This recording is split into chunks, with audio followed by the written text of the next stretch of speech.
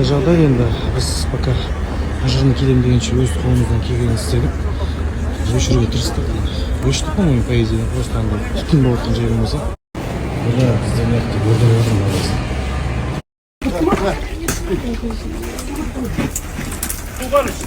Әкеде баклажкаларға су толтырып шығаршы. Азыр жасасайық, түгелден алысқа барады. Жоқ, ана су әлі жанып отыр. Жоқ, сіз шыға берсін, өртен кетпесе болды ғой. Әкеңіз бәтеме су алып шығаршы.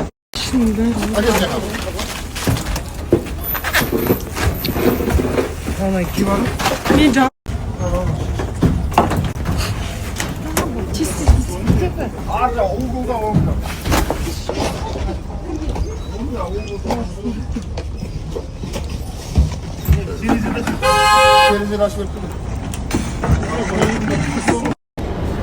Ассалаумағалейкум, қайырлы таң, қалайсыздар? В общем, біздің қайырлы таң осылай басталды. Короче, отырып, мен әңгіме жеміс шығып. Енді ұйқы келмей, короче. Түтін иіс шығады. Енді түтін иіс келіп жатқан еді буф сет өшіп қалады.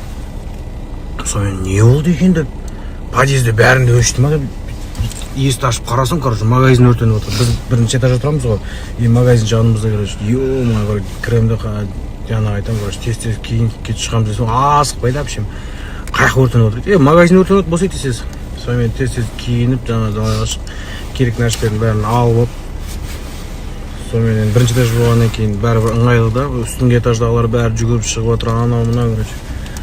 Сонымен енді подъезд сасып не істеп кетті, мысығым шақырам киемейді, короче. Енді терезелердің бәрін ашып кетті, мысық енді балконда отқан жоқ, таза ауада. Хорошо, что ұйықтап отқандар мысалға дымға уланып қалады, сол жағынан опасен поэзия. Так что аман болайық ең бас құрсын дұрыс жағынан шешілсін бәрі. Сол, давайте достар, істеріңізге сәттілік. В общем, мынандай болып отыр.